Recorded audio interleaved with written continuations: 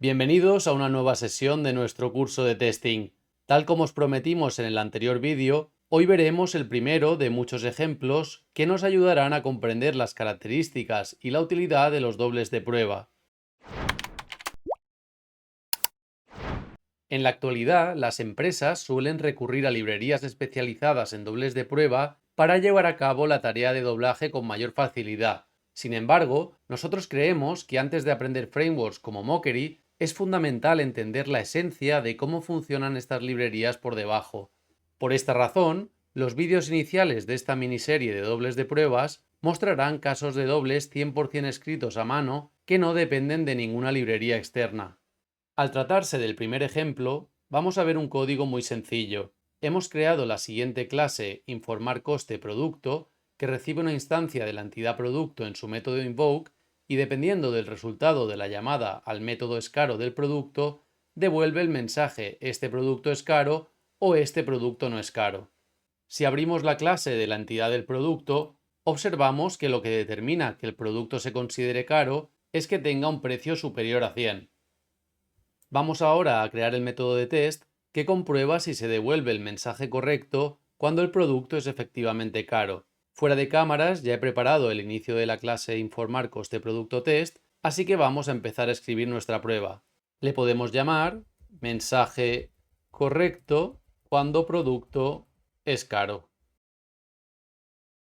Para poder probar esta funcionalidad, necesitaremos una instancia tanto de la clase informar coste producto como de la entidad del producto. Así que escribimos $informar coste producto, le hacemos el new e importamos la clase de informar coste producto y por otro lado creamos también la instancia del producto. Podemos llamar a la variable producto caro y decimos que es igual a new de producto entity.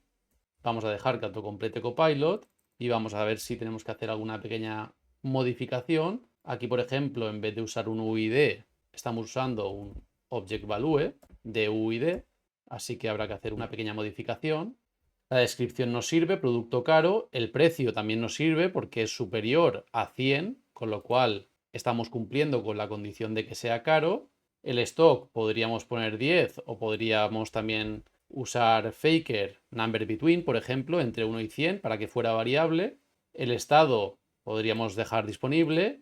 Created data null y updated data null nos sirve para este caso. Perfecto. Desde nuestra fase de llamada, lo siguiente que vamos a hacer es ejecutar el método invoke.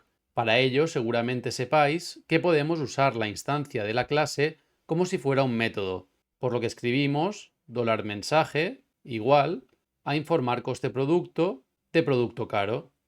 Y por último, en nuestras verificaciones, añadimos una comprobación mediante assert equals. Ejecutamos el test y nos está dando un error porque disponible no es un estado válido. Vamos a poner activo, volvemos a ejecutar el test y ahora sí que pasaría. Pero yo os pregunto, ¿qué ocurriría si de repente cambiara el criterio de lo que es un producto caro? Imaginad, por ejemplo, que debido a una inflación descontrolada, se hubieran encarecido los precios de forma generalizada y ahora lo que nuestra aplicación considera un producto caro fuera aquel que costara más de 200 y no de 100. Vamos a probarlo.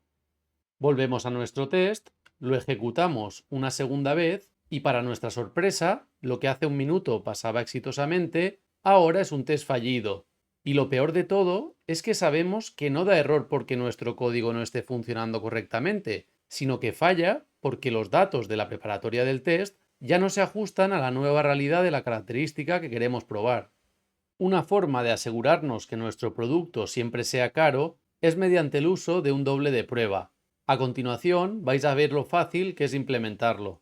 Dentro de test utils data vamos a crearnos un nuevo fichero al que podemos llamar producto caro.php.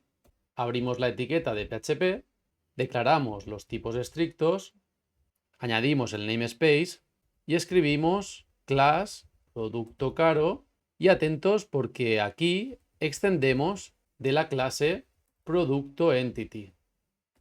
Como lo que queremos es condicionar que el producto siempre sea caro, tan solo deberemos sobreescribir el método es caro.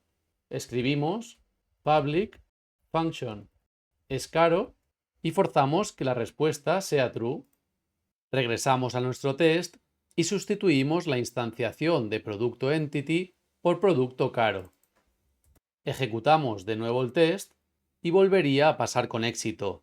Aunque el valor del precio en la instanciación es inferior a 200, el método es caro, ahora ignorará los detalles de implementación de la clase producto entity y directamente devuelve verdadero, como se especifica en la clase producto caro.